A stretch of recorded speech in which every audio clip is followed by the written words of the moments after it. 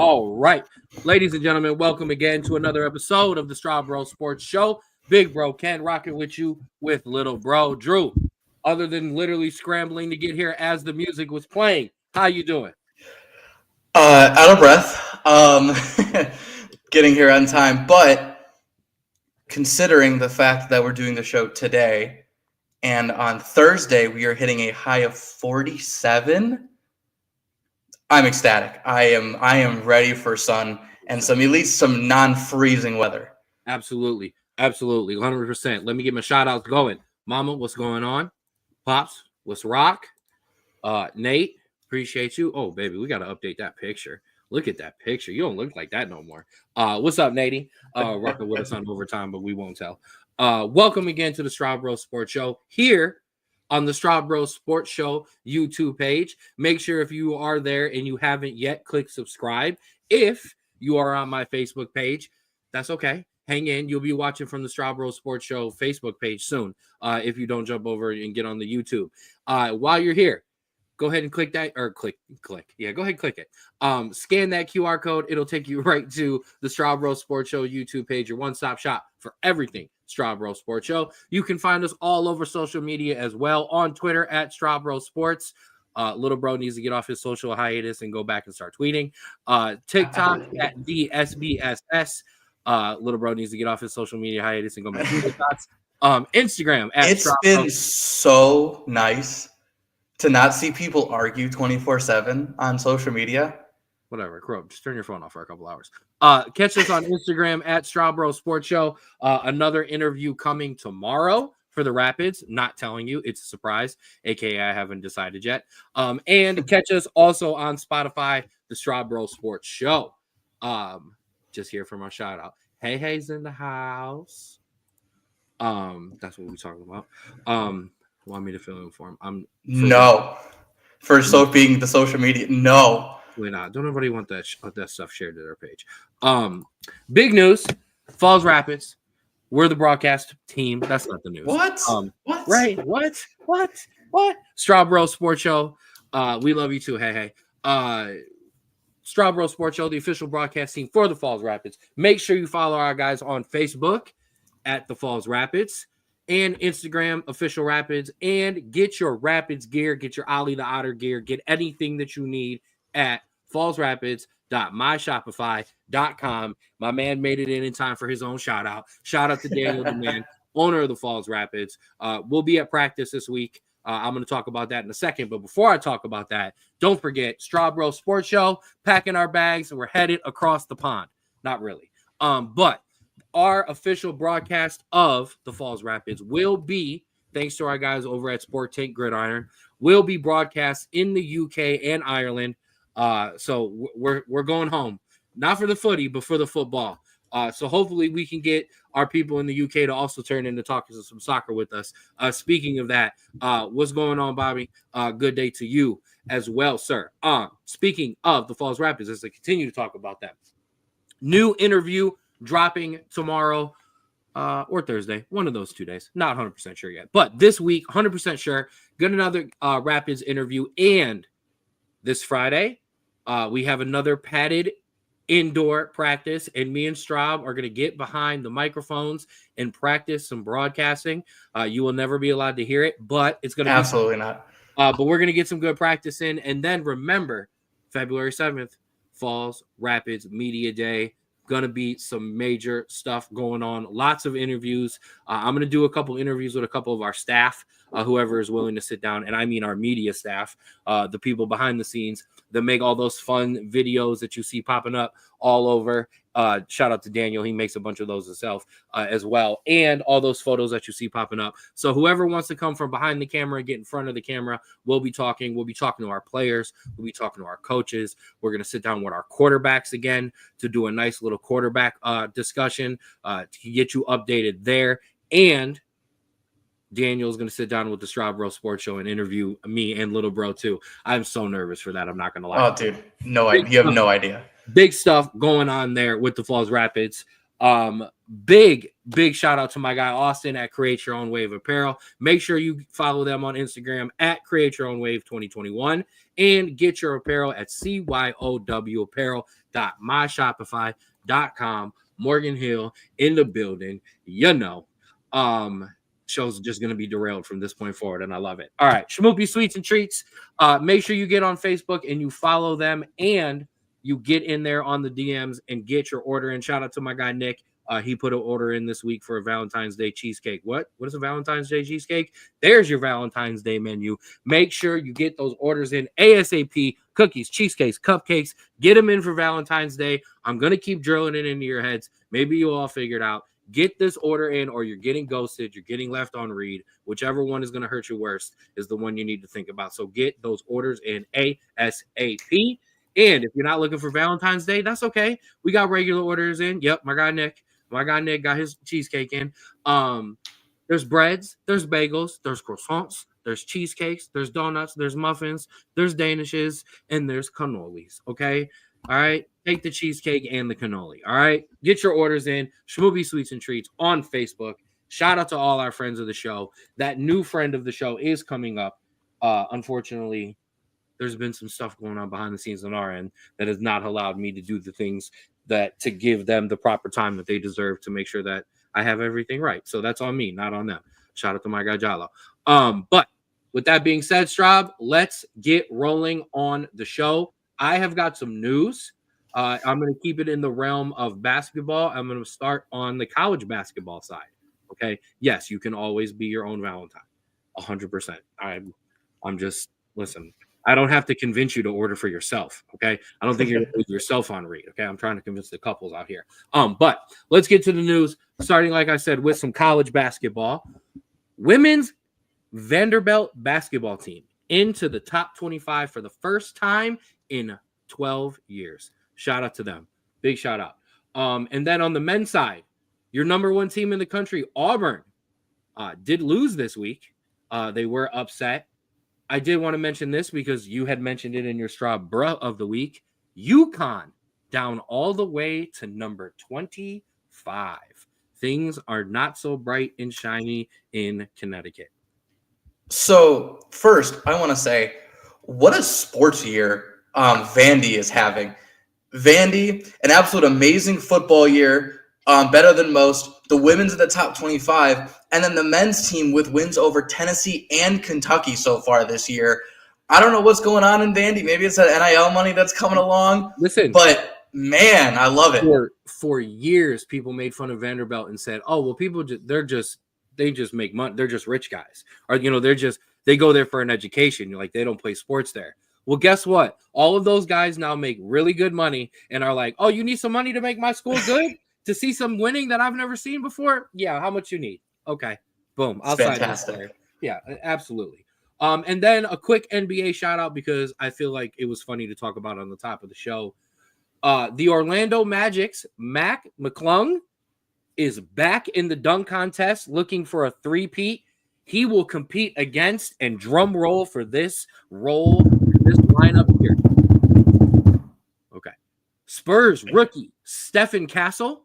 Oh, I got excited. Bulls rookie Mateus Buzelis. And Bucks second-year player and Andre Jackson Jr. Like I said, the stars are out galore in the dunk contest. And Pops, we're going to hold on to that comment because we're going to talk about that when we talk about the NBA. We've tried to talk about how to save the All-Star game in basketball, and I think the same goes for the dunk contest and the three-point contest. I already did. I saved it for you. Yeah, I don't know. That's maybe write him a game check. But like this it's not. I mean, listen, we do find budding stars. Like, if I'm being honest, and I know I'm not a big basketball head, I'm very much a casual. I didn't know who Zach LaVine was before the dunk contest. I don't know who Mac McClung was before the dunk contest. So this does bring out, kind of guys that are maybe a little bit underrated or guys that, don't normally get the spotlight to kind of bring out. So I do appreciate that. However, I do really want. I have wanted to see LeBron James in a dunk contest for years now, Well, yeah, and it's never going to happen. You got a better chance of seeing Bronny versus Bryce in a dunk contest than you do seeing LeBron. I already told you how to fix the NBA All-Star game, and that's go to a 3.3 or a 3v3. Number one. Number two, I was gonna put that up third, but that's okay. Number two, I'm absolutely pulling for Mac McClung, not just because white boys can dunk, just not these two. Number two, on that part, I absolutely am rooting for a guy to make more money in the dunk contest than he's going to make all year. Like, I can't not root for that. And I guess, there's the question. More likely to three-peat, McClung or the Chiefs? Due to the fact that we get some voter fatigue and some straight-up fraud in the NBA dunk contest voting, I'm going to say the Chiefs for right now. I agree. Okay. All right. Anything else you got for news? Not really. I have a massive bra that we'll talk about. And I told you about it, but I decided to go in the bra instead of the news, so we'll talk about it. I like it. All right. Well, without further ado, it's time for your honorary Straub bruh of the week. It's time for somebody to get verbally smacked upside the back of their head because they were just a bonehead this week. And I will start. And I'm going to sound really salty, but let me explain myself. Okay? My Straub bruh of the week is Eagles and Commanders fans. Now, like I said, I know off the gate that sounds like sour grapes. Ken's just mad that two teams from his division went to the NFC Championship game. Not at all. I love Jaden Daniels. I have praised him all year. I have given him nothing but love. I am all good there. I am actually very happy that Saquon Barkley is getting the praise that he deserves and that he's healthy. Like, I'm all square here. However, a video went viral from Sunday of both sets of fans meeting together, getting together just to chant, "Cowboys suck." I saw that. Commanders fans. That should be my bro. And Eagles fans, do me a favor. Show me on the doll where the Cowboys hurt you. Okay? Okay? Because we are in your heads, okay? Like a boy who got left at prom by his girlfriend his senior year for the boy who was in college and he pulled up and took her away from the dance. Okay? You are in the NFC Championship game, and the only thing on your mind are the Dallas Cowboys. Congratulations, you raggedy-ass fans. I thought it was really funny, if I'm being honest. Of course, everybody else did, but I had to poke some fun at it. And your second Straub bruh of the week is me. As for being so salty? No, I wasn't. I actually listen. I laughed about it. I'm not gonna lie, but it was fun to make it into that. So I'm back coaching again, indoor with my son. I have a bunch of kids from the outdoor team on the indoor team now. Hit a couple shots pre-game or pre-practice, and then during one of the drills, I wanted to let them kind of know exactly what I wanted, and I took a touch and hit a ball, and I absolutely ripped it top bins. It was beautiful. And then my calf decided to hit me up and ask about my long-term warranty for my car insurance. And pulled that. I'm better today, but just a reminder to stretch and stop doing what you used to do when you were in high school, college, and in your 20s. Yeah, that's a good message. Cowboys hire Matt Eberflus as defensive coordinator. Cool, sure. Can't get any worse. It's not bad.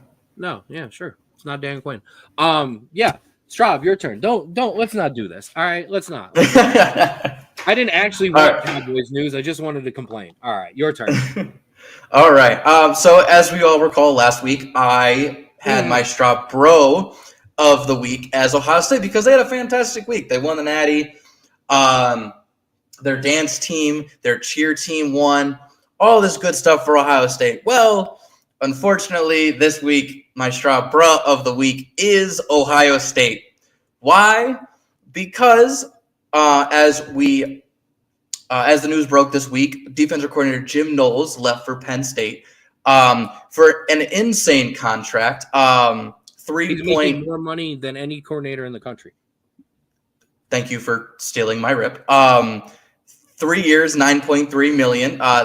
It is the first coordinator in college football to earn a base salary over $3 million. Now, Ohio State did offer him a contract that would have made him the highest paid defensive coordinator in college football. But listen, if you're going to get that kind of money, it's very hard to say no. And, the Buckeyes, unfortunately, in a very, very petty move, during negotiations, not after he signed with them, during negotiations, had asked him to skip the team's college football playoff national championship celebration while he was considering a move to Penn State. And this is after a season where the Buckeyes allowed 12.9 points per game, 254.6 yards per game, which were both the best in the country, by the way. And during the college football playoff run, only gave up 18.8 points across 4 playoff games, which is insanely impressive. So Ohio State, just for your absolute pettiness of not allowing this man to celebrate with the kids that he coached to a national championship, you were my Straub Bro of the week. In order for us to do this show, the audience has to believe that when I tell you, I'm not speaking from the person who just had to play Ohio State in the national championship game. I'm speaking to you as the guy who gave them praise all year, who praised Michigan last year, who praised USC when they need to be. I can step outside of my fandom and be an objective analyst. And I mean this with my heart. Ohio State, this is why people don't like you. That's all I got. This is why. If you need a reason, if you ever need to be, well, I don't understand. Oh, against the world. This is why. Because you do shit like this. And it's just uncalled for. That's all I got. All right. Time for your honorary Straub Bro of the week, presented to you by Create Your Own Wave Apparel. Don't ride the wave. Create your own and become a Straub Bro of the week. Let's turn it around, Straub. Yes, and this one's actually kind of fun. My Straub Bro of the week is Caleb Love and the entire Arizona men's basketball team.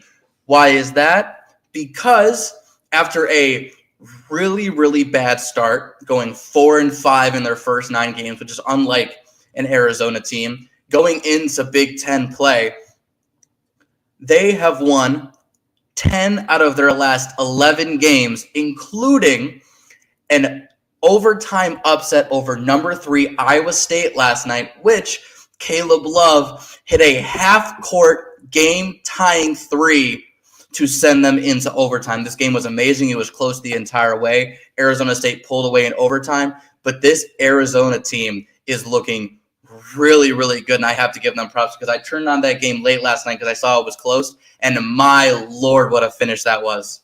You can see we've officially shifted in our college basketball mode. I watched Duke last night. Yes. Counter flag. Let's get some other notes off the board real quick. Yes, I'm glad you agree. Ohio State, Scarlet and Gray Bleeder, that was lame. 2, I do believe I gave Auburn the loss that was Iowa State's from last night. Well, thank you for not taking it from me. Okay. You're welcome. So I don't believe Auburn lost, and they still are the number 1 team in the country. So I apologize for that one. You only have one as normal? Always. I was gonna say Auburn beat Tennessee by 2 points like 2 days ago. So that's what it was. Auburn beat Tennessee. My apologies. All right. My Straub Bros of the week. I've got multiple. Anytime I can get my favorite all-time athlete in, I'm doing it. Tiger Woods and his Jupiter Links Golf Club team for prevailing 4-3 in overtime over Rory McIlroy's Boston Common Golf Club in the best match so far in the opening of the TGL. If you have no idea what in the hell I am talking about, it is basically an indoor golf league where they tee off on a simulator and hit the drives. And then sometimes the approach shots, and then the greens are shifted to recreate actual greens, and they chip in and they putt. They play very quickly on a clock. They're all mic'd up, talking shit back and forth. It was awesome. I finally got to watch one. They're normally on Tuesdays, or they're on sometimes on Thursdays for the last couple of weeks during our show or right after the show, so I've missed them. Got to watch last night. Got to see my guy Tiger. Let's go. Tiger's going to be like 70 in a charity tournament, and you're going to be like, Tiger hit a great drive. He's my Straub bro of the week, and it's going to be fantastic. Wait till it's him and Charlie in the same. Charlie on the PGA and Tiger in the senior. Okay, you think I'm obnoxious now? Oh, just wait. And my last shout out. Women, you're amazing. First and foremost, what you are able to do is amazing, and it rounds into this shout out. Tennessee Lady Volunteers head coach Kim Caldwell, who returned to coaching just 1 week after giving birth to her son. Jeez. I don't even think I need to say anything other than that. That's insane. Like, they unfortunately had to play South Carolina in that game. So unfortunately they did lose. And I want to give Dawn Staley a shout out, who said after the game, women are so much stronger than men. Yeah. Fair. Yeah. 100%. So coming back a week after any kind of surgery or any kind of procedure is crazy, but to come back a week after giving birth as someone who now has a son and has been blessed to be a part of that process, that's crazy. Shout out to her. That is amazing. Women, you're amazing. It's my Straub bro of the week. Okay. All right. Let's do this. We're going to put the NBA on the back burner because there's a lot of things I want to talk about. I'm going to make Straub talk trade rumors today. Legit ones, not things off the rocker. But let's talk some football. And let's start with the NFC Conference Championship game. Oh, well, I got both on one graphic, so that's fine. We're going to start at the top. The thing at the bottom lets you know what we're rolling with. Eagles 55-23 over Washington. I think this can kind of be summed up in a couple of things. The Eagles played mistake-free, and they opened up the offense to a point where they needed to win. And now I am finally ready to say they are legit Super Bowl contenders. Not they're in the Super Bowl. Yeah, if they continue to just grind out and only be able to run the ball, I wasn't going to give them a chance in hell against the Chiefs.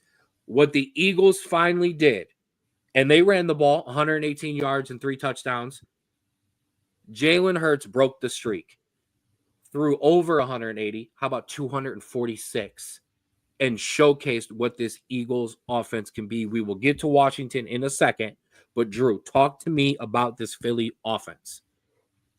This Philly offense is honestly, I think, probably the best in the league just based off of that game. Because I think before you could have made the case that Jalen Hurts was limited, that they're relying on Barkley too much, and if you get a team that stops them or if you take Barkley out of the game, they're not able to move the ball. That was not true in this game. No matter what way that the Eagles moved the ball down the field, the Commanders could not stop them, whether it was throwing it, whether it was running it, whatever way you want. And listen, I'll give credit to the Commanders. This game, they kept in this game at least until probably halfway through the third quarter. But every single time the Eagles went down the field, they were scoring. And it was absolutely amazing to watch such an absolute juggernaut of an offense go back and forth just down the field and just show a hot team like the Commanders, kind of where they need to aspire to be if they want to get to the Super Bowl. Philly said, "All right, we're gonna run it. Oh, you need us to throw it? Fine, we're gonna throw it." An absolute ballsy call on 4th and 5, in which Jalen throws it over top to Devontae, or no, not Devontae. I'm sorry, the other one, AJ Brown. Yeah, AJ Brown. Wow, get it together, Ken. Throws it over top to AJ Brown. Ballsy, gutsy, and a great throw. Jalen wasn't missing, man. He really wasn't. No. The problem was for Washington, uncharacteristically turned the ball over, and it put them in a hole. And when you are trying to come back, and you're trying to come back on any team, Philly is probably number 1 in the entire league of the two teams.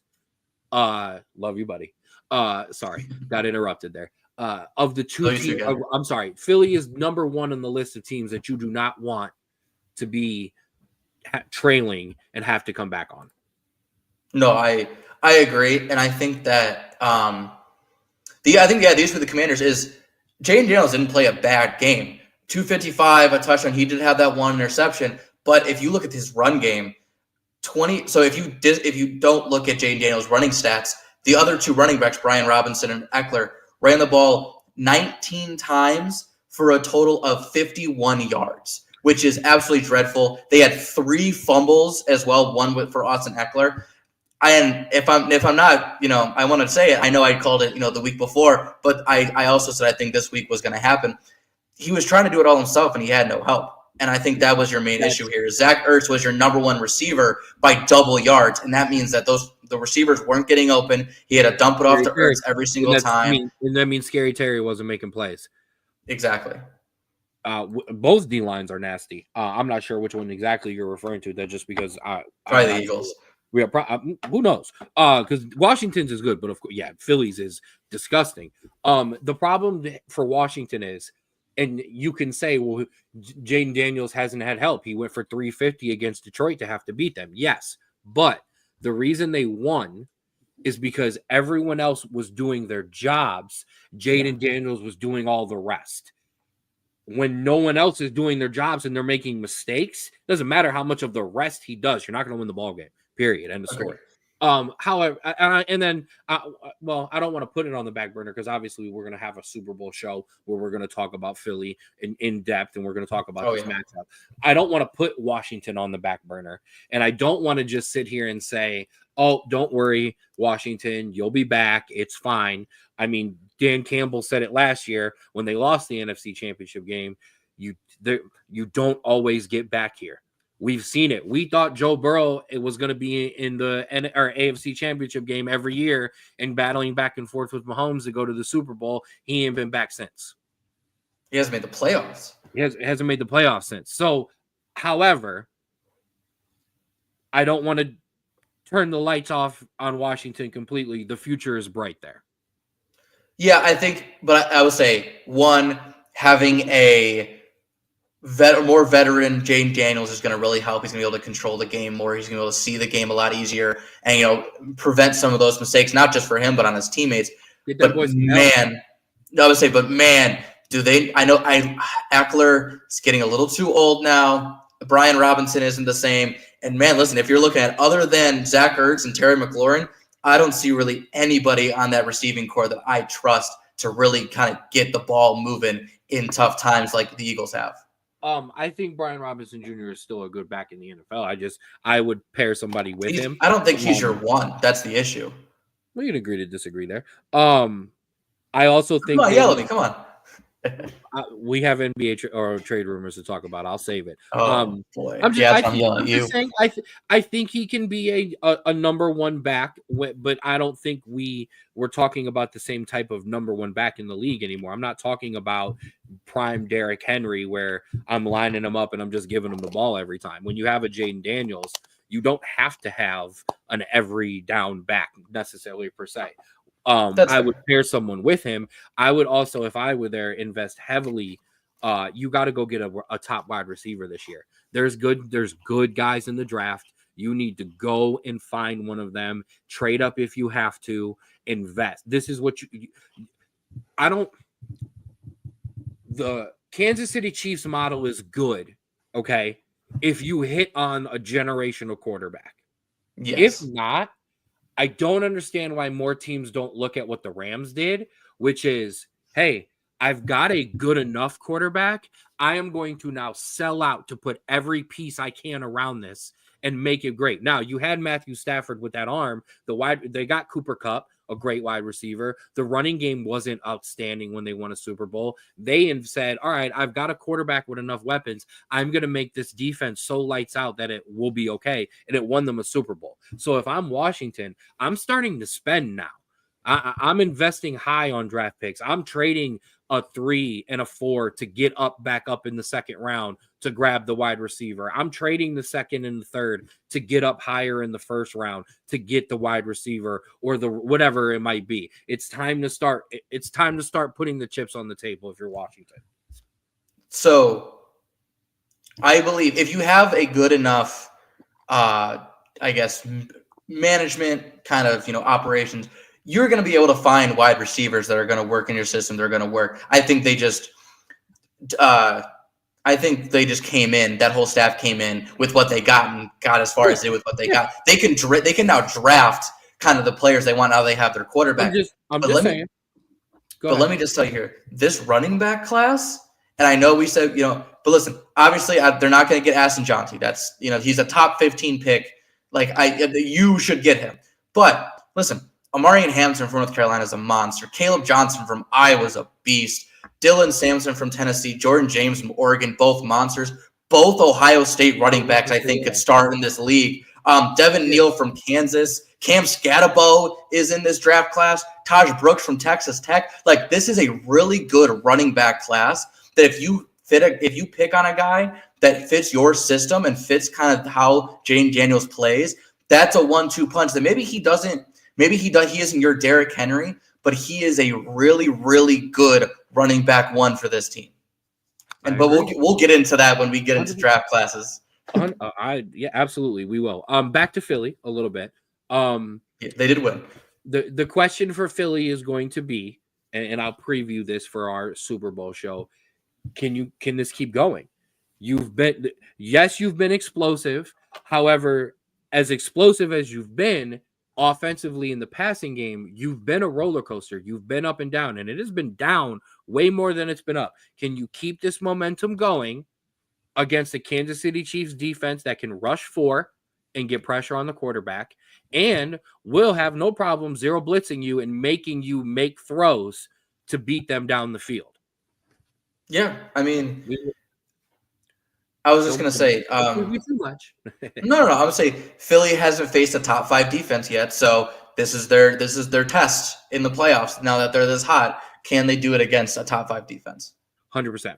All right, let's move over to the other side of the conference in our other, I guess it was called a heavyweight matchup, but Chiefs over the Bills. And I got to go full screen for this. Did any of you catch Josh Allen's post-game press conference? No? Well, if you did, awesome. If you didn't, let me give you a little preview or a little hint. Or actually just let you know. That was all the wrong things to say, but it doesn't matter. Josh Allen, in his post-game press conference, said, quote, "To be the man, you got to beat the man." What have I been saying for 4 weeks? To be the man, you got to beat the man. To get to this, you got to dethrone Patrick Mahomes. And none of you can do it. This is honestly some kind of sick karma from last week. It really is. We talked about how last week Lamar did everything that he could, and his teammate dropped a pass on him that could have tied the game. Josh Allen did everything that he could on that last drive, and he made a throw that was flat out one of the best throws I've ever seen. And if Dalton Knox catches the ball, we are talking about this play forever. And we are talking, and Josh Allen finally slays the Chiefs dragon. But no. This must be how Peyton Manning felt for the longest time while Brady was winning those Super Bowls. I'm very upset with you because I was going to let you talk and then I was going to make this next point. This reminds me of Peyton Manning. Now, I am old enough that a bunch of y'all only remember him as Hall of Famer, GOAT, Peyton Manning. Okay?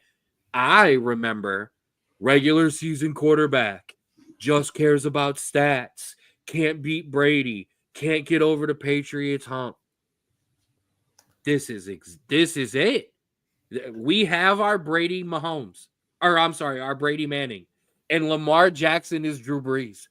Yeah, we have our top 3 guys. Joe Burrow is Ben Roethlisberger, maybe? No, Ben Roethlisberger won. San Diego. Phillip Rivers? Yeah. No. Just Do so not much no. talent. Just so much talent, but it's just not going to happen. At least Burrow went to a Super Bowl. I don't think the Chargers ever sniffed an AFC Championship game. I know, that was probably harsh. No, but hey, listen.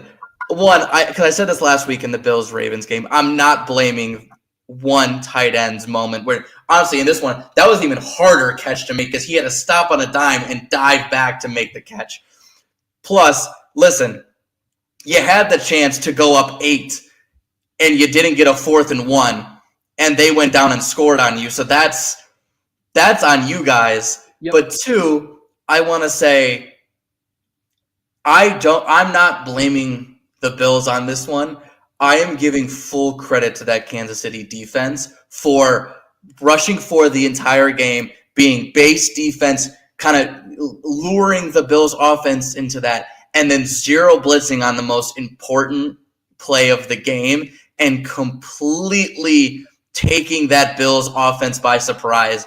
And listen, I know we talk about Kansas City getting away with it and getting lucky. That was pure knowledge and intellect and just an amazing time to do that play. That is full credit to that defense and that defensive coordinator because, wow, I really appreciated that. We gave Josh Allen credit. He did fumble 3 times. They had, I think, with 4 fumbles total, maybe 5. It was crazy. Yeah. The Chiefs are clutch. Yes. And it's not just Patrick Mahomes. It is Xavier Worthy. It's Kareem Hunt. Samaje Perine. Juju Smith-Schuster. You don that Chiefs uniform and you're clutch. I will say this. It's easier to be clutch when you've done it before. Yeah. It is. I know it might be cliche and I know it might be corny. It may even be obvious. You know how you get it done? You just get it done. Everybody has to be there to make the play. And again for the Chiefs, or I'm sorry, again for the Bills, and it's just so it just so happens it exactly replicates last week.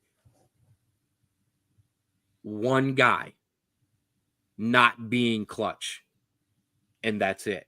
Samaje Perine doesn't go out in the flat and make that first down. Maybe the Bills get the ball back with a chance to tie or to win the game.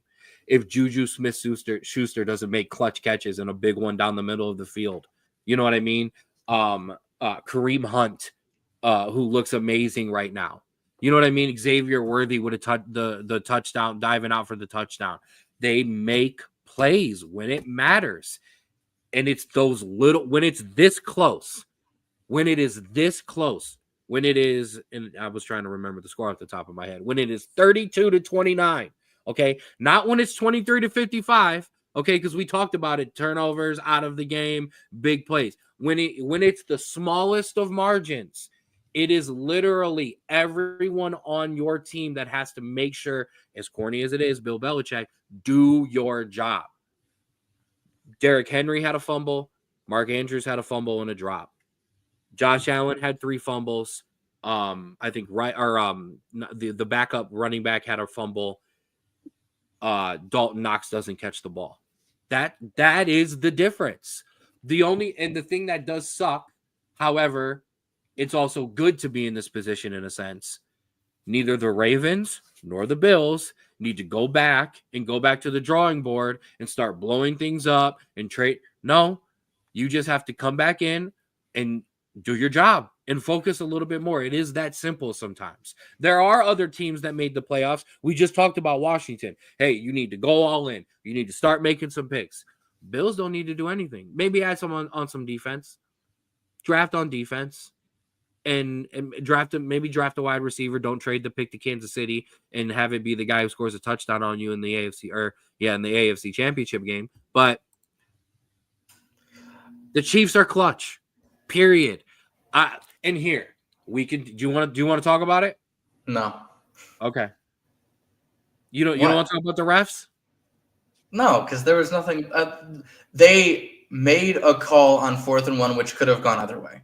I believe he went past it? Yeah, but it's literally this much of a margin. I have been upset over more plays. Okay.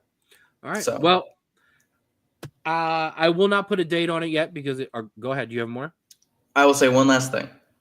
The Kansas City Chiefs have now won 17 consecutive one-score games, and that means even when new guys come in, they see guys, they're veteran guys like Mahomes, Kelsey, that offensive line, Chris Jones.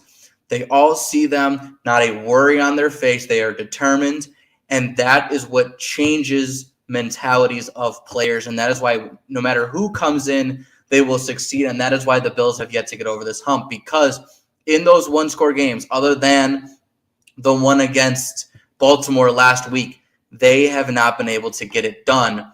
And so to be able to do that, you have to have guys that have done it before and said, we have been here before, we can do it again. And the Bills don't have that mentality, and so they don't have players that are confident enough to make those plays, and the Chiefs do, and that's the difference. Well, I got two more things then. Number one, it's clear that the Chiefs are in both of these teams' heads, because we talked about how kind of sluggish Kansas City played this year. It's because they were worried about the playoffs, and that's all that mattered. The other two teams were trying to come out every week and show us, hey, we're as good as the Chiefs. We're going to also show you in the playoffs. And sometimes that's when mistakes can happen. The other thing, I see your stat. I'll raise your stat. The Chiefs are 23-2 in their last 25 games. That's with playoffs included. And one of those games is the Week 17 game in which they basically just threw it and rested all of their starters. Imagine they beat the Bills midweek, like middle of the season. Yeah. That could have been an undefeated kind of run there. Yeah, absolutely. Yeah. Philly and Hurts losing to man, because we're going to talk about it. This is your second time in 3 years that we've had this. Which I want to rant about, but we'll get into that next week. I'm also just gonna point this out. I'm gonna drop this. I'm gonna sprinkle this in so you can start mixing it up for next week. Last year, after the Chiefs won the Super Bowl, I said it was one of the greatest dynasties of all time, and all of you fought me and you yelled at me and you said I was wrong, and I said and a lot of you said that they needed to win it again. So we are going to start talking about Chiefs dynasty and where that legacy is already with making this third Super Bowl in a row. If they win, they're better than your Cowboys. I'm going to say that now. Never, but that's okay. We'll see. We do have something to argue about another time. We will have a major Super Bowl preview show next week. Whether it'll be one of the Straub Roast Sports Show days, Tuesday or Thursday. Me and Straub haven't had a decision yet about that. When we make it, we will make sure we get it out all over, so you will know. But we will have a big Super Bowl preview. We will talk about Chiefs legacy. We will talk about what it will mean for Saquon Barkley, what it'll mean for the Giants. I will have some Super Bowl prop bets. I will have not just regular ones. I'll have some fun ones. I will talk Gatorade. I will talk about coin flip. I will talk about national anthem time. All of the fun stuff on our Super Bowl preview show. And we might have some guests. Oh, and I'm also going to put a poll out on social media. And I want all of our regular viewers and commenters of the show to make sure that you tell me and you vote for who you think will win the Super Bowl. I want to have some fun and do some fun stuff with that as well. All right, now it's time to make Andrew very upset. It's time to talk Cavaliers. It's time to talk guard the land. And we are not starting with the Cavaliers. We are starting with the Miami Heat. The Heat have suspended all-star guard Jimmy Butler indefinitely. After he was told, after coming back from suspension, being told he was going to come off the bench, he turned around and walked off during shoot-around, leading to his third suspension of the year. Now, the reason I bring that up is I listened to two very smart basketball minds, Vincent Goodwill and J.A. Adonde, and it is being reported behind the scenes that the Philadelphia 76ers, with the blessing and push of Joel Embiid, have inquired about a Jimmy Butler for Paul George swap. Drew, thoughts? I know you are a casual, but those are names you know. Those are names I know. First, I think that's the only way this trade happens, because I don't believe that Jimmy Butler and Paul George, with their play styles, will be able to get along together. No. But I think that's really interesting. Now, listen, Jimmy Butler has gone on some things and said it was just kind of, just a not right situation at the time. It's not that he disliked any of those guys. He's gone on the record. The Timberwolves situation is completely different. But I think the 76ers situation, I think, is a situation where it can be mended. And it's kind of one of those things. Screwed up and traded the wrong guy and they traded a guy who wanted to stay. Right. So it's not a bad thing. I honestly, if I'm oof, if I'm both teams, I would take a real long look at this trade, because if you're the Phillies, you're kind of struggling. You're not doing great. If you're Philly, What did I say? the Phillies. Oh, well, they're struggling too. If you're Philly, you're struggling. Paul George really isn't up to snuff anymore. Even when you make the playoffs, obviously, playoff P isn't, the man he used to be, or man he ever really was. And so to get a good scorer in there when Embiid, maybe is hurt, as he has been kind of throughout this season, or just as a second option as a ball handler, I think it's a very good option for Philly. But if you're Miami, you have a guy that doesn't want to be there. You have a guy that obviously isn't coming back to the team anytime soon. And to trade him for a guy that really is going to be a good centerpiece in your offense, I don't see how that trade isn't bad. Now, I've heard Golden State is also sniffing around, okay. But so there's going to be some more suitors, and they might jack up the price a little. But don't go any further, because we're going to talk about the other one. But I don't mind that trade on either side. I'm going to also give them credit because they were the ones who made this comment, and I thought it was funny. The thought that a bunch of young players or draft picks is going to entice Pat Riley is nonsense, and it's funny. He's Jerry Jones. He wants stars. He wants names. So the joke that I made about Darius Garland, Isaac Okoro, and some picks, there's no way. Like it as a joke, if the Cavaliers called Miami, Pat Riley would say Donovan Mitchell or Evan Mobley. And we would go, okay, Pat, have another drink on the beach. Click. Hang up. That's all. So this makes sense. I mean, if I'm Philly, if this will make Joel Embiid actually play, sure. Why not? Let's try to fix it. Let's try to right a wrong before it's too late. You can't say it's too late because Jimmy Butler showed up at times in the playoffs last year, even when he was hurt. All right. So if he's rejuvenated and he's angry and he has something to prove, that is the best Jimmy Butler in the world. And we start talking about him with names like Jason Tatum and Giannis Antetokounmpo and all the top players in the league. Okay. So if that, I like the idea. I do. And I'm glad that this one got you excited, because I think we're only going to roll downhill from here in terms of making you angry about stuff. Now, another team that has snuck in on the Jimmy Butler ordeal, the Phoenix Suns. Bradley Beal wants out, does not want to play there, and it is being explored in a way for Phoenix to trade with Miami and allow Bradley Beal to end up in Milwaukee. Oh, see, I think I'm gonna hold on, Nick. I'm gonna get to all the Cavalier stuff last.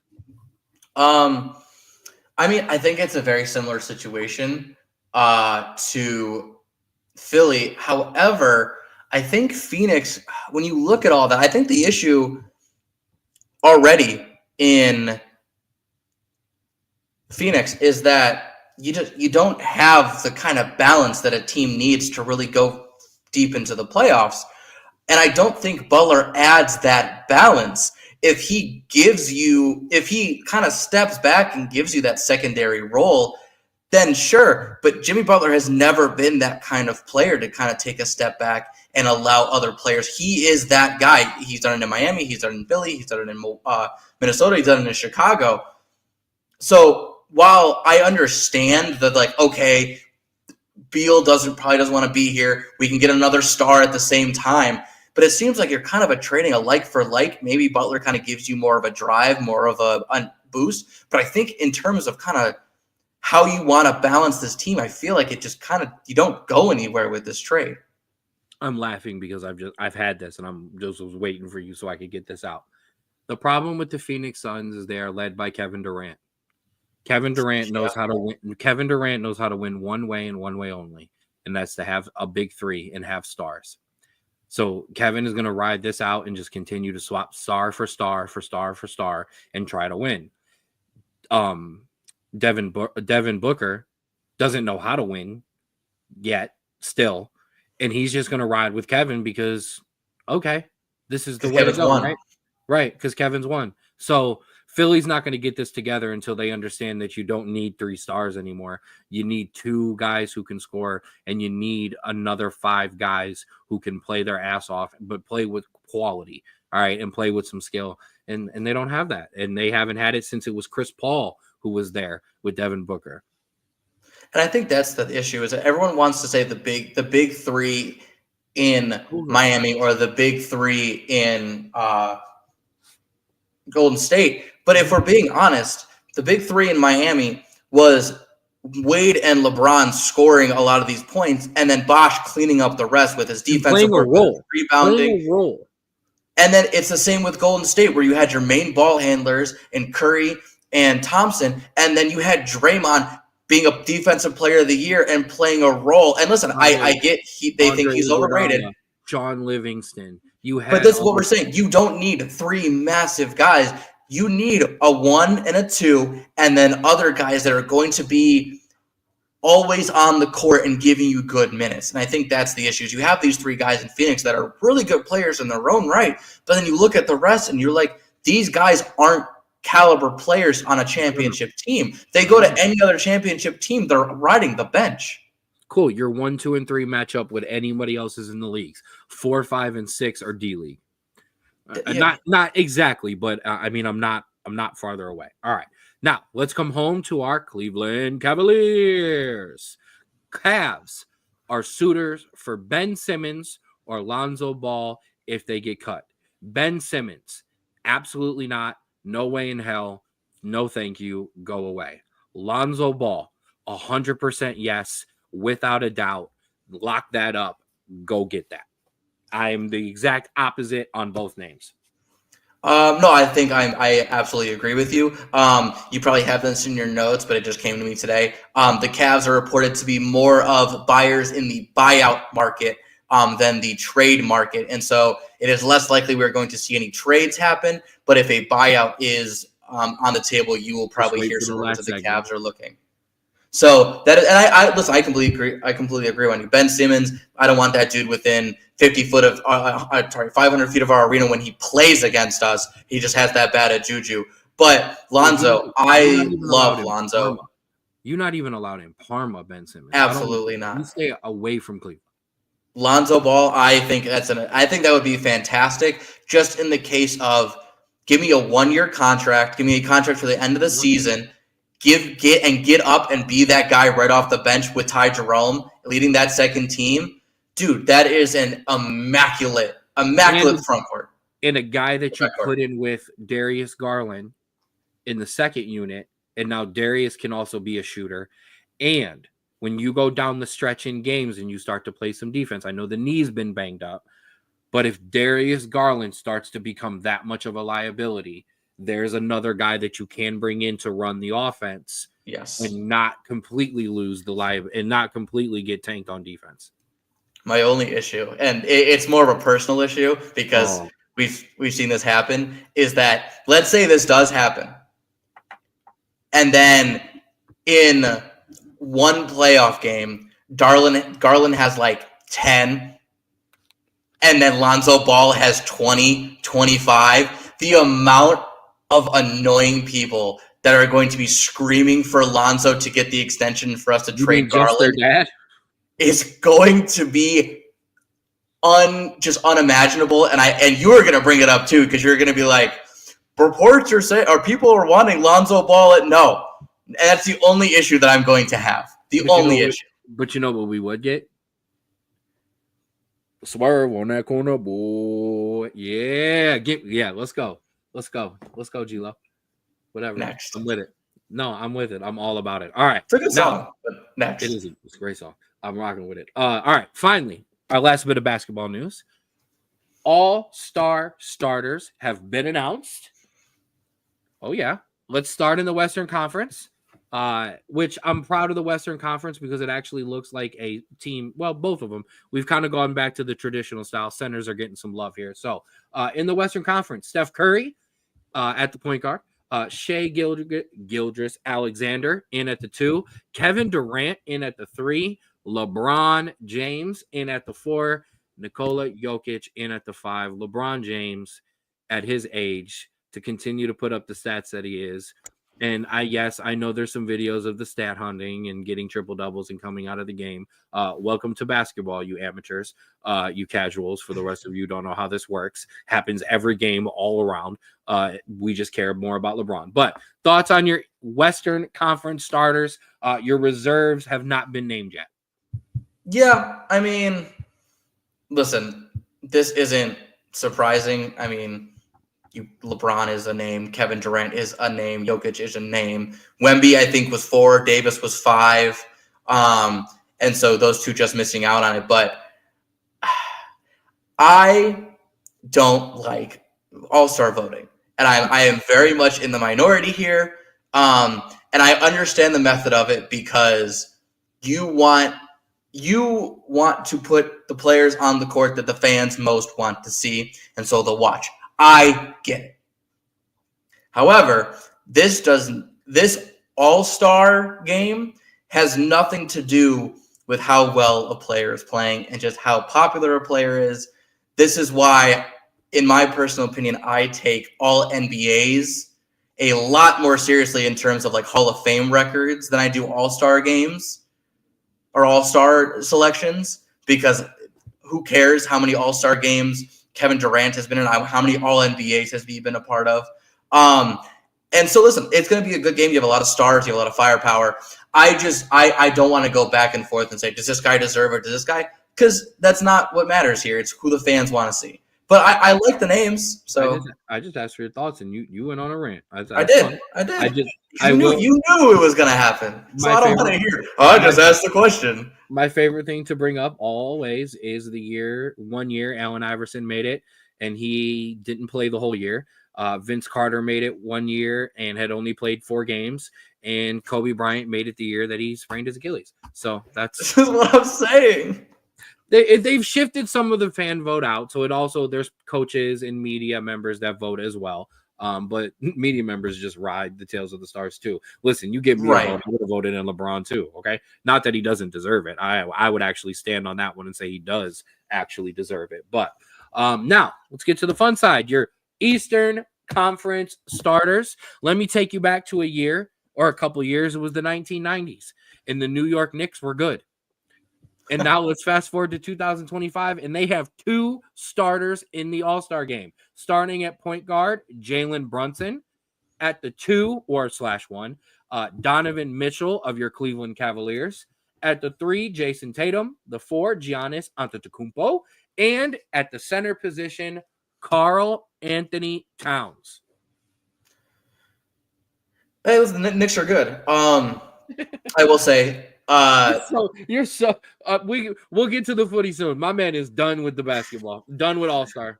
I don't like All-Star games. Evan Mobley, I will say, finished 5th in the front court voting. So just a little bit outside there. For sure. I don't think Darius Garland nor Jared Allen. Obviously, they're too far down the list. But yeah, you will have 2 Cleveland Cavaliers representing in the All-Star game. Yeah, and listen, I think Donovan Mitchell is a good idea. I think his shooting form has been kind of off. Maybe, shooting with wide open nets, wide open in the All-Star game might help with that down the stretch. We'll see. But yeah, listen, the Knicks are good. Yeah, the Knicks are good. Jalen Brunson, Karl Anthony Towns, shout out to him. He's played very well since the trade. Not so well on the other side for Minnesota.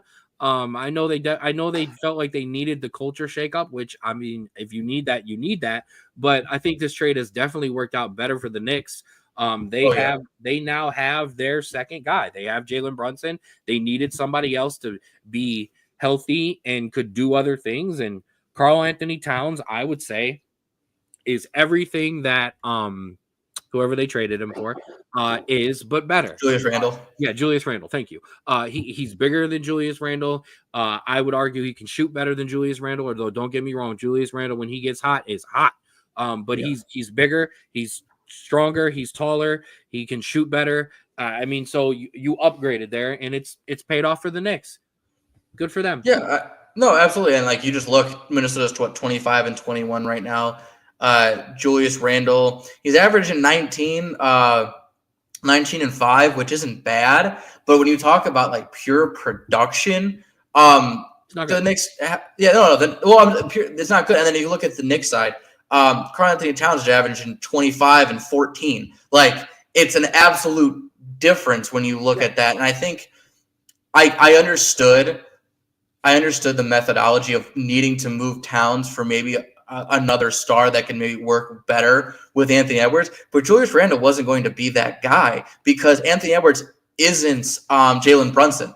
They're not the same play style. And Randle fed off of Brunson really well. Ant drives. He gets downfield where Brunson is more of a drive and pass or kind of get guys together. And so that's why, it was never a good idea, I think, for Minnesota. I think everyone knew that from the beginning. Yeah. And I think they were sold on Anthony Edwards' development, which I don't think he has taken a step back. I think he's lost his number 2. And now he has nothing but 3s and 4s. And this league is a lot tougher when you only have 3s and 4s and you're kind of in the middle of the pack and you're kind of making the playoffs. And that's exactly where they are. So until they get him another guy, this ain't going to work. So, but all right. That didn't go as bad as I thought it would. Wait. There was one more I missed. All right. So we gave you all your good Cavaliers talk and we kept it buyouts, Lonzo Ball. After that, I want to blow it up for a second. Great. The Sacramento Kings, according to Sham, have made De'Aaron Fox available. Now, when we talked originally and I made you angry about the Jimmy Butler trade, okay, our thing that we agreed on, okay, was if there was a way to turn this team into a top level contender, your face says it all, okay, then maybe we would – okay, maybe we would talk about it. Now, I've talked multiple weeks and have said, yawn, great job, Cleveland Cavaliers so far. I love what you're doing. Boston is the team to beat when you get to the playoffs, and that's that. And until you do it, until you at least get to the Eastern Conference Finals, like, you're not the team to beat in the East. This team were to go out and make a move for De'Aaron Fox,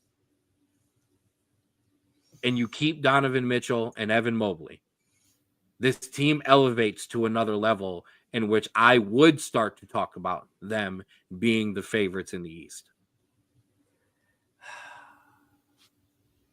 Got you. If I were a absolute, like, just statistical and play, like, statistical and play style type of guy where I was like, this is, and I know I'm very analytical, but this is like 100%. I am the nerd in the room that only talks about that and doesn't understand feelings. I would say that's an amazing move, even if you got rid of Garland, because I think that De'Aaron Fox, his play style is amazing. It would work really well with Donovan Mitchell, especially because his speed would absolutely just be an absolute. It would be like bringing in Emmanuel Clase after a guy throwing like 70 miles an hour. The difference, and he's not a liability on defense. So yes, 100% yes. To break up, and I think the issue is because of how far we're into the season, to break up a key part of this culture and this team right now, it would be so hard and potentially so damaging to a team like this, which I think is why the Cavs are much more into a buyout kind of thing than a trade, because I think they believe, and I think Kenny Atkinson has convinced the front office, this team is so close-knit that any disturbance, especially a piece as high as Garland moving, would potentially irrevocably change the feeling and the vibes in the locker room, which could lead to losses and could lead to an early round playoff exit. Now, like I said, the upgrade is undeniable, but the potential loss of a group could potentially be way too much to really think about. And I think that's why the Cavs are doing what they're doing now. All I'm going to say is, if this was a boxing match, I got you to the ropes. I definitely backed you to the ropes. And if this was a UFC fight, I I definitely had you back to the cage with Joe Rogan potentially saying that there might be something going on and you might be hurt. Oh, I'm hugging. I'm hugging. The ref has to break me up. Because De'Aaron Fox, Donovan Mitchell, I don't care who plays the 3. I don't care who plays the 4. Like, I know we're not talking big 3, but that's not a big 3. That is exactly what we're talking about. Whoever, which one of them you call the 1 is fine. The other plays the 2. The other plays the 3. I think that would be the only thing in my mind that would make me go, okay. But I also understand. Remember, green jerseys, yellow pants, rocks, and Metallica. Okay. I am all the college football things. I understand. So I get the chemistry. I get how much these guys love Garland. I understand all of that. I had you on the ropes. All right. If we get to the offseason, we disappoint again, and he's still there, make the trade expeditiously. They'll get the offseason to figure out their problems. Right now, I got some hesitation. What you need, pimping, is to do it expeditiously. Okay, I like that. All right, now that's enough of that. Let's finish up with the footy. Let's run through the big notes of the weekend. Drew, Everton upset Brighton, and I have to say they've actually been playing pretty decently lately and have kind of started to separate themselves from that bottom 3. Liverpool thrash Ipswich Town to remain top of the league. Arsenal escape against Wolves 2-1 to kind of there they are. Sorry, 1-0 against Wolves to stay in second place. Bournemouth hammer red hot Nottingham Forest 5-0, and Manchester United escape against Fulham 1-0. That's not finally. Last but not least, and I'll just put the score, or I'll just say the score with his reaction. Chelsea 1, Manchester City 3. Drew, where would you like to start? We'll end with me. We'll end with you. Okay. So, Everton, they going to do enough to make it out? One, yes, I do believe. I believe it's now a 4-team race for the relegation. However, I want to say, though, everyone's kind of attributing this now to David Moyes being back at Everton. Honestly, if I'm looking at Everton's schedule, they were doing really good with Sean Dyche anyways. A 4-0 win against Wolves, a 0-0 draw against Everton, a 0-0 draw against Arsenal, a 0-0 draw against Chelsea, a 1-1 draw against City. Like, these are good results. So I think this team is just a lot better than we're giving it credit for. But I also think David Moyes is a good coach anyways. I think Everton is safe. Okay. Liverpool, listen, this Ipswich team got put 6 on them by City last week. This Liverpool team is really good. I don't really see anything really of note there. I do believe they have 2 matches this week, one on Wednesday and on next Wednesday, or this weekend, and then one on Wednesday against our rival Everton. And so this will be a good test for them to kind of make up that and get a true representation of what that gap is when they make up that game in hand. Sir, you've been telling these people about this Nottingham Forest team, and so have I. You want to explain what happened this weekend? One, Bournemouth at home is absolutely ridiculous. If we look just at home records, Bournemouth is 6th, which is fantastic, and it's carrying them to that 7th place position right now. And 2, hey, we love this Nottingham team. We love this Bournemouth team. You're gonna get results like this when you're not a top 6 team like Liverpool, Arsenal, Chelsea, Manchester City. Sometimes you just mess up. These players aren't incredibly world-class. They're just really good and have a really good system behind them. And listen, you get to a place, a really toxic, home and away fixture against Bournemouth that's rolling, and they get a goal or 2 on you, and it kind of just snowballs from there. Listen, all props to Bournemouth. I think they're playing amazing football, and I can't wait to see kind of how this top 6 shakes up at the end because of how well they're playing. But I think Nottingham Forest will bounce back from this. I don't think this is going to be their unraveling. Quick one-word reaction. Can Nottingham Forest stay in the top 4?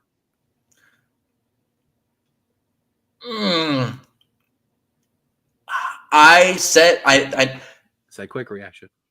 I said yes last week. I'm changing my answer because of this result to no. Can Bournemouth make the top 7 or the top 6? Can they make Europe?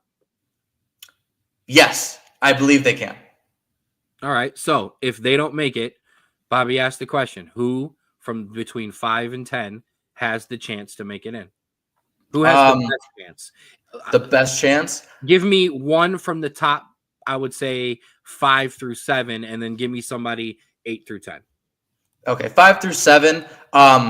I think, if I'm being completely honest, I think once, and this is probably some bias, if Chelsea turn it around, I think they have the best chance. I think Newcastle is very too up and down, and I don't think Bournemouth has the legs if we're picking one. Chelsea has the most talent out of that group, so I agree. And then if we're talking 8 through 10, I'm not a fan of Aston Villa. I know they've been playing okay lately, but I don't like that. I'm not a huge fan of Brighton just with it lately. I like this Fulham team. I know they lost to you, but they lost to you in the other fixture before, and so I think that's just them not being able to play against your kind of style. But I like this Fulham team, and if they're able to kind of string some wins together like they did early on in the season, and some of those results in the upper league kind of don't go their way, it's a sneaky chance. But I think it's a low chance, but I think it's a better chance than I think Brighton and Aston Villa have. I disagree. Fair. I'm going to be honest. I don't think anyone from 8 down has a chance. You said pick one, and I picked one. I really don't even think Bournemouth has a chance to go through. I think this is a top 6 race. I think they're going to start to separate themselves. I think Nottingham Forest can hang on, but I don't know how they do that exactly. I'm going to be honest. They need to stay in the 3rd position and allow Chelsea and Manchester City, who I do believe are going to be the 2 teams, to kind of battle between themselves for that last spot. I think if Nottingham Forest get caught up between 4, 5, and 6, I don't think they'll have enough to hang on. I think the issue is, and so their upcoming matches, Brighton, Fulham, Newcastle, Arsenal, and Manchester City. Those are massive games you have to do something with to stay in that race. We're screenshot this one right here because we're going to be able to look back after that Manchester City game and go, this is why Nottingham Forest are going to be a top 4 team, or B, this is why Nottingham Forest are no longer in the race. This is going to be their stretch there. Second to last, Manchester United escape against Fulham. Look, I don't care. I got 3 points. I got 3 points. That's fine. I'm done with your relegation. I'm done with your bullshit relegation jokes. Go away. Ruben Amorim again made news saying basically that he would play the 60-year-old goalkeeper coach before Marcus Rashford. I don't even know anymore. But he's basically said, listen, if you don't train at 100%, you don't play. So period, end of story. That's what it is. And from all reports, Marcus Rashford is a lazy trainer. He just kind of goes through the motions and he doesn't play that hard during practice. And Ruben Amorim has flat out said, you do that, you're not playing. You're not touching the field. You're not touching the bench. So it is what it is. Get it together. Alejandro Garnacho was in the same position. He got it together. He is playing. Yeah, and I mean, like, you can make your comparisons to Eden Hazard, and now Hazard barely trained and he performed on Sundays. The difference is, I'm saying, the difference is Chelsea barely ever sniffed 6th during that time that he was there. You're in 12th. I'm sorry. I don't care how well you play on the field in some games. There's times you're out of games, and if you're this low, if you're this low in the table, you need to be going every week and showing these guys that they need to put in more effort. I'm sure if Chelsea was 12th or 13th in the table, Hazard would pick up the thing or get benched, because that's kind of how it is when you're low in the table. It also comes down to it when you're in 12th and you're losing like we're losing. You don't need to be at New York fashion shows, and you don't need to be at premieres. You need to be at Carrington. You need to be at the training pitch with everybody else. Period. End of story. That's that. But hey, we got to win. Boom. Moving on up. And hey, I'm just going to point it out. We're not that far behind. Shut up. All right. I didn't say a word. Manchester City 3, Chelsea 1. Drew. Didn't happen. You started strong. would have won. You went up 1-0, and then So this result reminds me of the 2016 game against Manchester City, in which we won 3-1 after giving up an error goal and then storming back with 3 straight. They did. The long balls definitely did kill us. But it was more than the long balls. It was just an absolute gap in quality from some key positions. Because, yes, Manchester City's defense had that one error by, I can't remember his name, but it's a 21-year-old that made his first start. It's going to happen. I'll let you know. Yeah, Thiago Silva made an error in his first Chelsea game and then became a Champions League winner with the team. It happens, especially in the Premier League. But so you take that and you get that goal. But then as the game went on, just like Kusanov, thank you. Just like in that game in 2016 with Chelsea, what happened with Manchester City is in your key battles, which is your attack versus your defense, and then your goalkeeper, mistakes on the losing team were made, and the winning team, with their quality, punished those mistakes. Whether it was back in 2016 when each defender was getting spun around by Hazard and Willian and getting beat on the long balls. But in this game, it was Robert Sanchez coming out for a ball and then hesitating and then not running back right away, so it was chipped over his head by Erling Haaland. Or when it was Trevor Chalobah trying to come and be a double team against Haaland, where Haaland was easily able to make the pass on the breakaway, and so Chalobah couldn't get back and react in time for the 3-1. There is a gap in quality that we've known from Manchester City, and I think it's finally starting to come around and show its head again after a very long time of being down. And they were also able to capitalize on what we've known was a very weak Chelsea backline that unfortunately really reared its head a lot in this game. Yeah, Haaland's a tough matchup. He's strong, he's tall. He's also quick. All of the attributes that you check the box for a great footballer, he checks on the physical side. Oh wow, that was a lot of excuses. I'm just joking.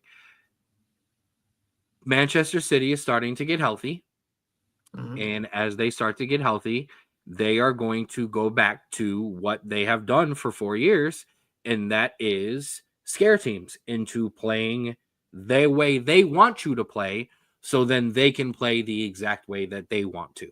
And if you do that, you are going to lose 3-1 to them every week. You have to force, and I know it's hard, but we've talked about this in the Premier League. The best teams and the teams that win have a style that they go out and they force you to play. Everyone, and that's only a couple teams. Everyone else basically trades on and off throughout the game, playing their style, your style, their style, your style. Manchester City, if you allow them at any point to do it, this is what happens. And you tried to play Manchester City ball with Manchester City, and they're healthy enough and getting healthy enough to punish you. So that's kind of how that goes. All right, let's look at it next week because we got some good games. Liverpool obviously had the double against 7th Bournemouth, and then midweek against rival Everton. That's going to be a great game. Skipping the big fixture, we have Newcastle versus Fulham, which I think will be a really good game. Brighton versus Nottingham Forest. See how that Nottingham Forest team can bounce back from the thrashing. Can Tottenham avoid relegation against 11th Brentford? That's going to be a tough game for them, which is crazy. You are playing Crystal Palace. I am playing West Ham, both at home. And the big fixture, one that has been a title decider for many of these years, Arsenal versus Manchester City. Is Manchester City fully back? Can Arsenal stop choking against Manchester City and big teams? All these questions will be answered. Ken, what are your thoughts? Well, I'll keep this short and sweet. The Manchester City win this week will give them the momentum they need to do what they have done to Arsenal continually, and that is just frustrate them. And come next week, starting with the pundits, ending with our show, we will start to have the question, is Manchester City back in the title race? I'm going to say no. I think they're too far out. But I believe that they'll be 100% a top 4 team if they beat Arsenal this week. Yep. Like, no doubt in my mind, a top 4 team. I agree as well. Yeah, that's all I got to say about that. We will touch more on that next week after those games have happened. But we know how this goes. We have got one more to end the show, and I can see the graphic. It's big today. So, yeah, he's stretching out because my man makes the music every week. But the best segment in United States men's national team history, it is time for Americans Abroad. Yes, we were back once again. You are right. We have so many and a lot that Ken is going to like. Thank you for playing the right music. First, Paxton Aronson was a... That's not supposed to be Paxton Aronson. That just completely messed it up. John Tolkien was a debut sub appearance for the German team that I cannot... Holkenheim, I think. No, it's not Utrecht. In a 2-2 draw. The rest are correct. Tyler Adams got 2 assists in that 5-0 win for Bournemouth. That's his that's 3 assists on the year as he's coming along. Josh Sargent has 2 goals in his first start back from injury. His 6 and a 5-1 win. That should be Ricardo Pepi. For PSV got a goal. I don't know what the hell is going on here.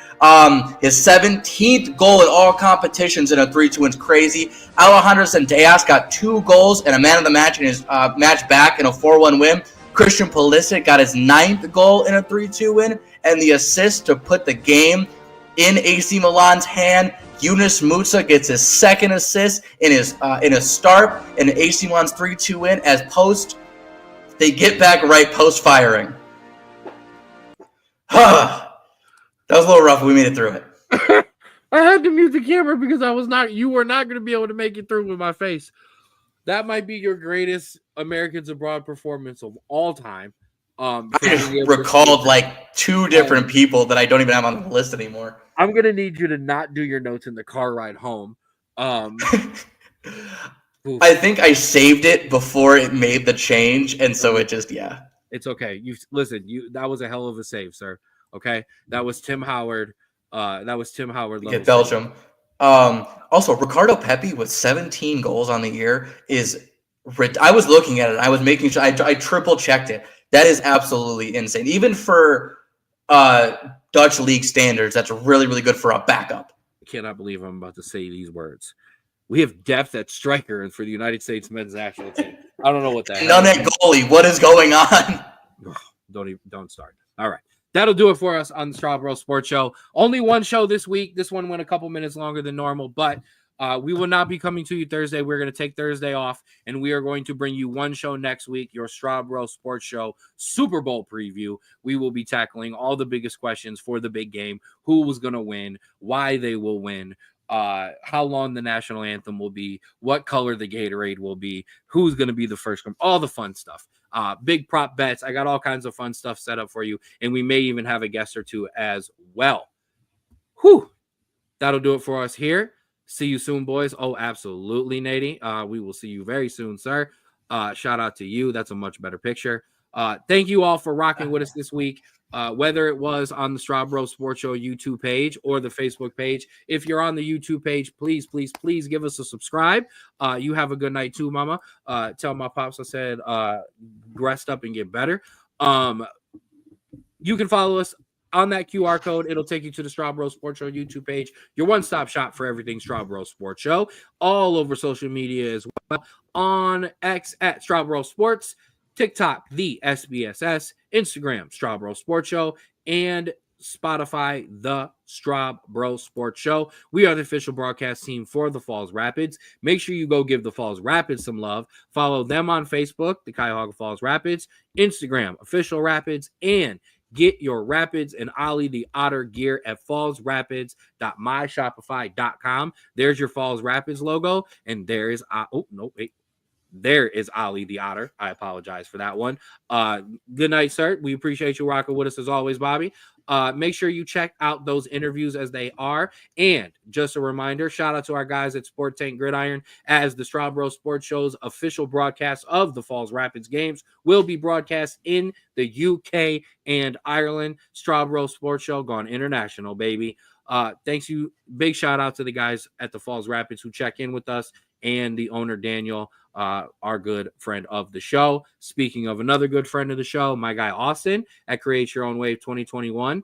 Make sure you get your apparel at cyowapparel.myshopify.com. That's the Instagram. That's how you get your apparel. Make sure you check them out as well. And last but never the least, Schmoopy Sweets and Treats. Get on Facebook, follow her, get in the DMs, and make sure you get your orders in for Valentine's Day. Shout out to my guy Nick for doing that. Cookies, cheesecake, cupcakes. Get your order in ASAP, or you're getting ghosted and left on read. After Valentine's Day, when you're coming back for more, make sure you get in on the big order or on the big menu as well. Breads, bagels, croissants, cheesecakes, donuts, muffins, Danish, cannoli. Enough said, baby. The graphic speaks for itself way better than I could do at the end of any show. Shout out to all of our friends of the show for rocking with us this week as well. Bro, I'm out of steam. Final shout outs. Yes, thank you, people that listen, watch, comment, however you support this show. We absolutely love it. No, I really got nothing today. Just be safe. It's supposed to be a nicer weekend. So we're out of the single digits. So go outside, enjoy the non-absolute bone-chilling weather, and, go do something this weekend because you got no sports. I'll be coaching. I'll be at Rapids practice Friday, and then I'll be coaching. All right. That'll do it for us. We appreciate all of you. And please remember to always love yours.